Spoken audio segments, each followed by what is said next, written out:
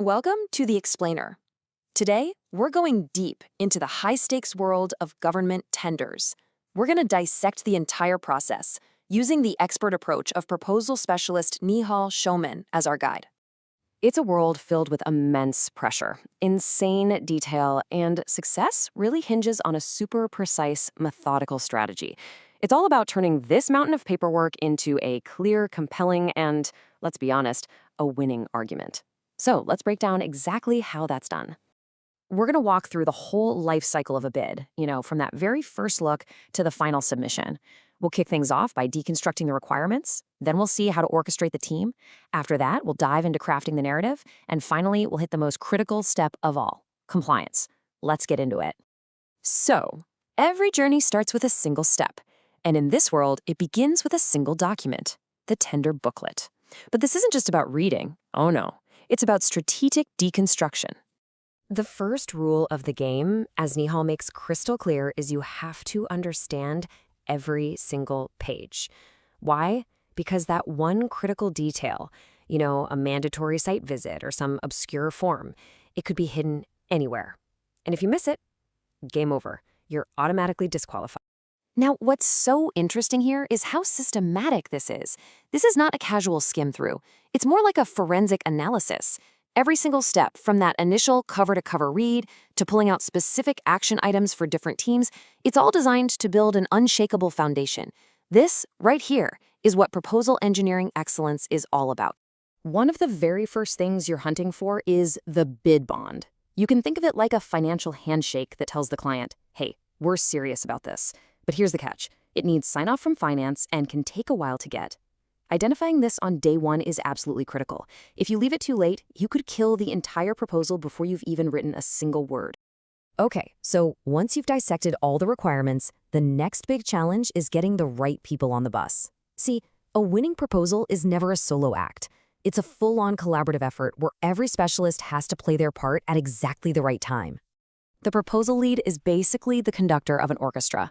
Instead of just forwarding the entire massive 100-page document, which, let's be real, would just cause chaos, she extracts the exact information each team needs.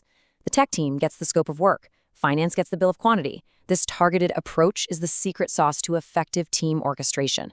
It lets everyone focus without getting lost in the noise. And get this, the timeline is absolutely brutal. That bid bond we talked about, it often has to be ready 10 to 15 times days before the proposal is even submitted. This just goes to show you that everything has to happen in parallel, all perfectly synchronized. There's just no other way.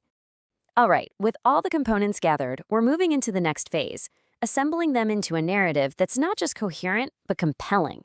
This is where you tell the story of why you're the one who should win. So the proposal is really split into two distinct but connected parts. The technical proposal, that sells the vision, the capability. It answers the question, how are you going to solve our problem? Then you've got the financial proposal, which proves it's all viable and competitive. It answers, and how much is this going to cost? Clarity here is absolutely paramount. Nihal points out that for tenders in a place like Saudi Arabia, the Arabic has to be perfect, flawless. It's not enough for your technical solution to be brilliant. You have to tell the story of why it's the best in a way that's immediately understood. That's true narrative and storytelling mastery. And of course, this whole process gets a boost from modern tools.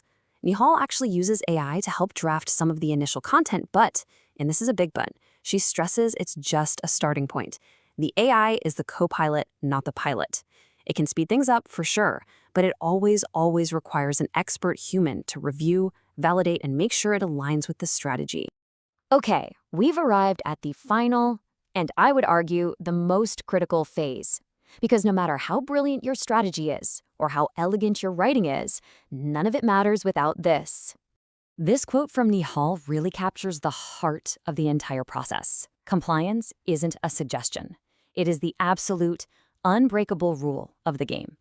A single missing form can completely invalidate months and months of hard work.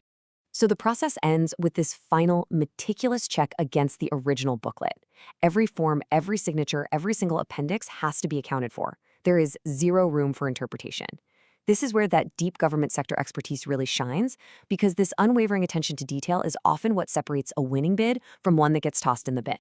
So, After that deep dive into the art and science of proposal engineering, what are the big things you should take away? A winning bid isn't about just one skill. It's about integrating a whole bunch of them. It kicks off with meticulous analysis, flows into seamless team coordination, builds on a crystal clear narrative, and it all ends with absolute, total compliance. Managing that whole thing, that end-to-end project execution, is the true blueprint for success. And that leaves us with one final thought. With so much intense focus on creating the slickest technical solution and the most competitive price, is it possible that the simple, painstaking, and often tedious act of absolute compliance is the single biggest thing that separates the winners from everyone else?